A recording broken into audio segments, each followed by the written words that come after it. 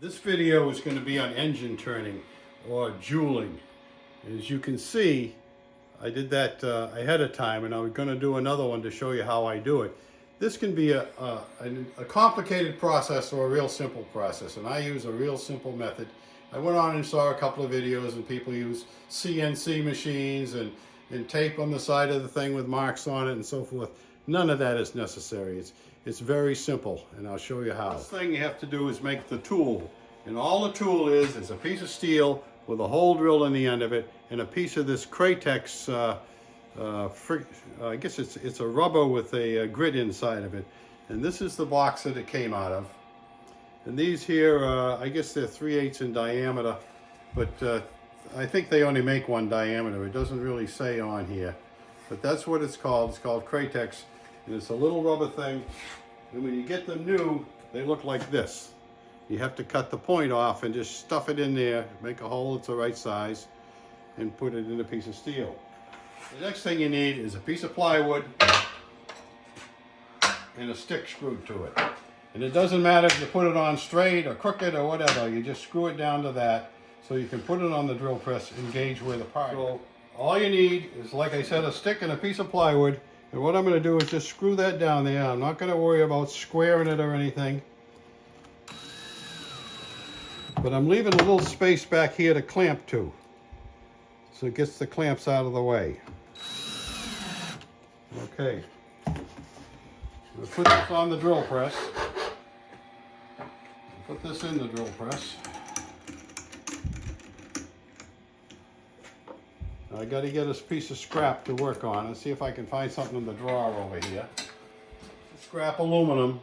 What I'm going to do is take and sand it off with a vibrating sander just to get it smooth.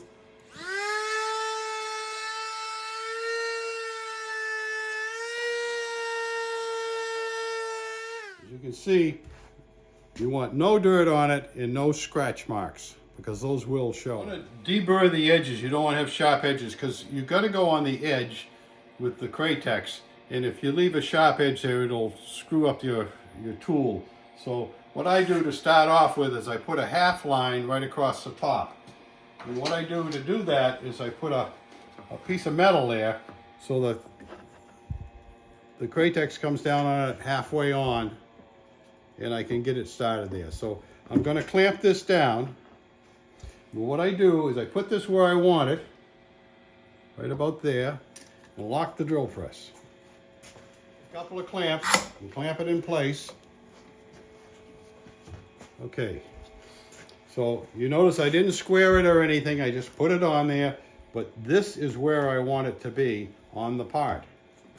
So release that now, and I'm going to start at the edge and make some marks.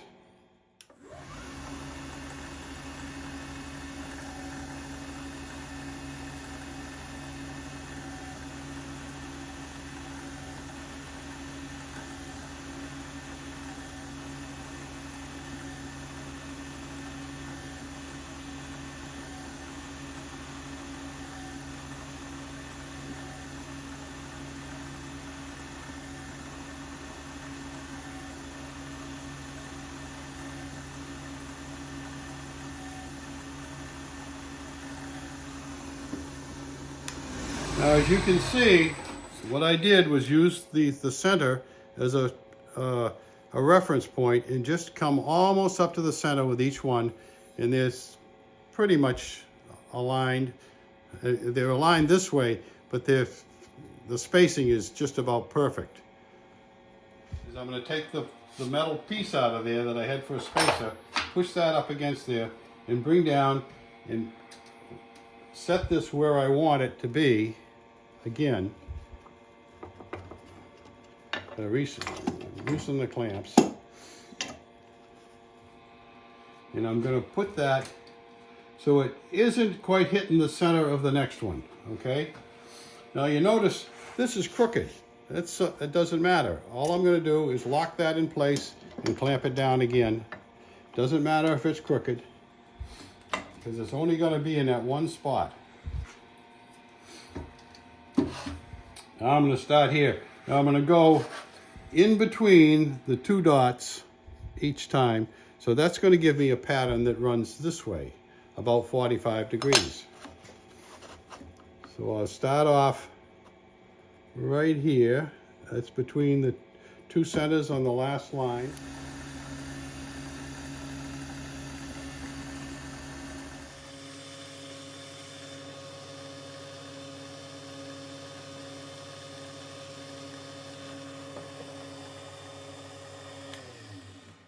Now, as you can see, this is supposed to be halfway in between that. It's not quite.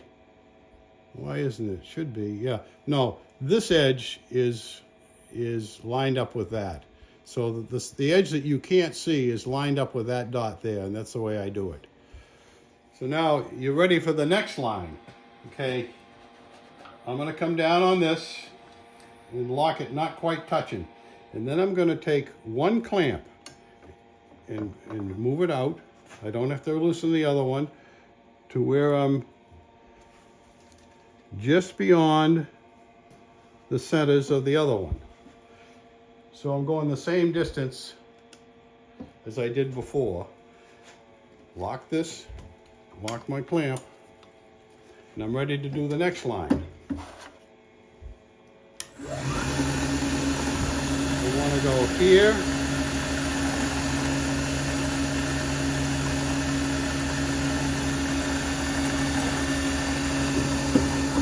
and what I'm doing is I'm sighting by here and looking at that dot. So I'm lining the edge of this up with the center of the last line every time.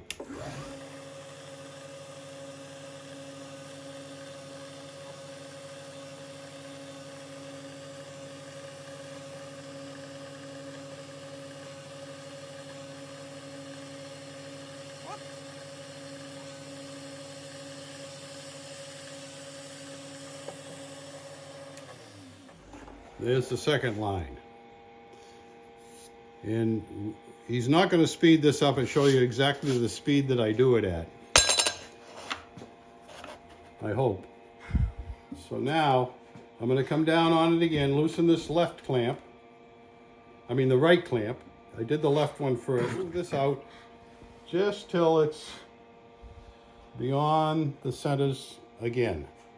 So I'm going down about the same amount each time and clamped. And you see, this isn't straight across here. It doesn't matter because this goes straight. So I got to line up on that.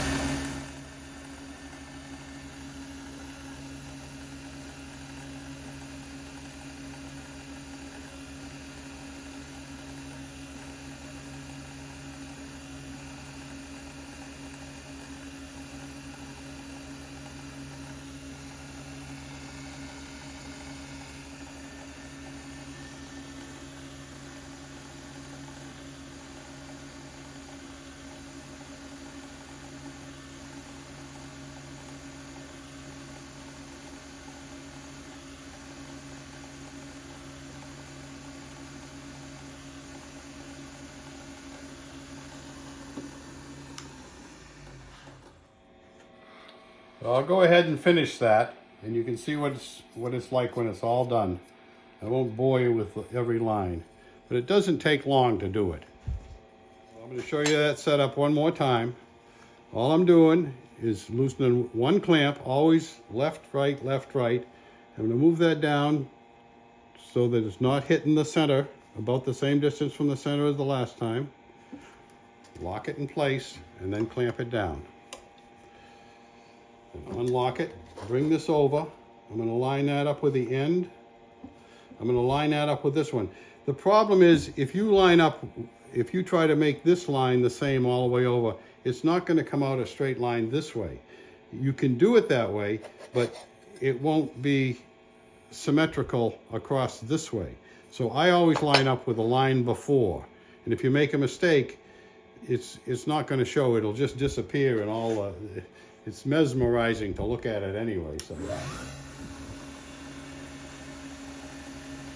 I'll line up with this dot up here, the last line. The first one's the toughest. Second one.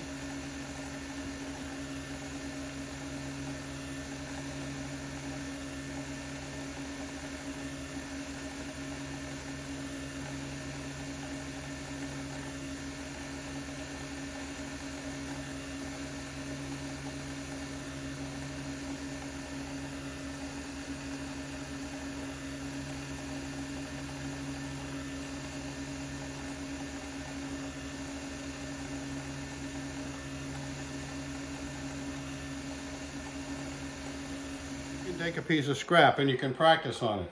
Now you can actually do a round piece too. What you do is you put a V-notch on here to rotate it in, and you do the same thing. You move it back the right amount, and you bring this down, so I want that line to be there, and you lock it, and then you rotate it around the circle in the V, and it'll stay perfect. You get a nice round piece. One thing I want to show you is when you tap that on there, you don't want to hold it there very long. It's just very quick. If you hold it on there too long, you're going to get a black one. And you don't want that because it's almost impossible to remove. So I'm going to show you the different times and what happens. This will be quick.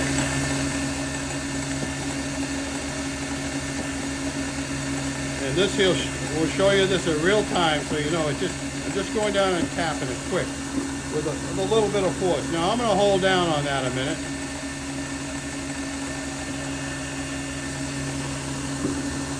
And I think you can see that one's blacker. Hold down on it a little bit longer.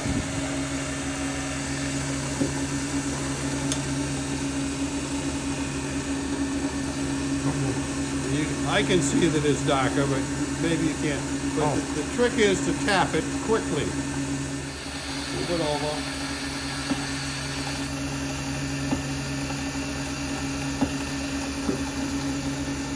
That's how they come out if you hit it quick.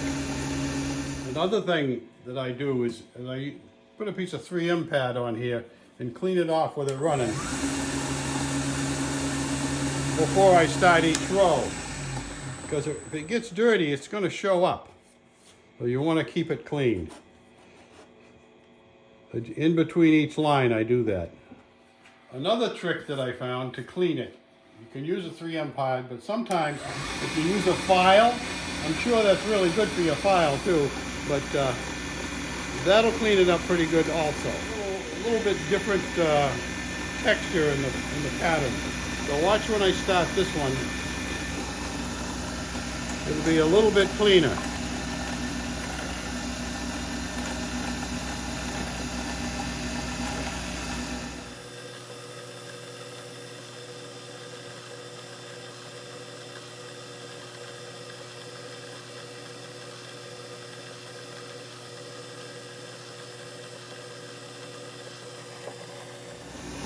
I don't know if you can see it, but there's a tiny bit cleaner in the texture.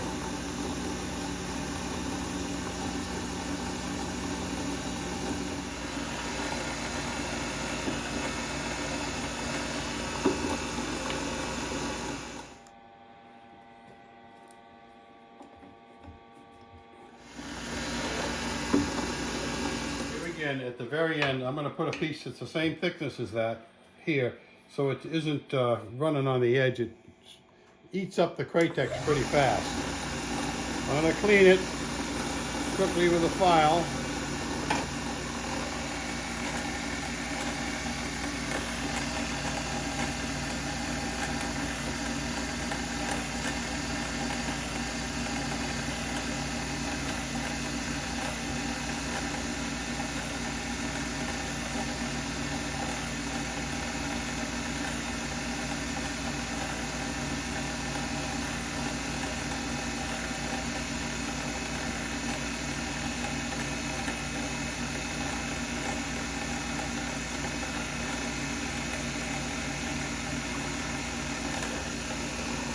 You look at the pattern real close, you'll see some little swirls in here where I didn't clean it between each row. And as you see down at the end, they're a little more consistent. So cleaning it is important, and you'll have to do some experimentation with this. It's easy, you just get a piece of scrap and set it up on your drill press and play with it. But you'll learn it's not complicated. You learn what happens. It can also be done with a little wire brush, a little end brush, but I've never had one of those brushes. They're very small, and you have to put tape around them to keep the bristles together, but you can do that. Thank you for watching, and if you liked what you saw, give me a thumbs up and subscribe to my channel. That's what keeps us going. Thank you very much.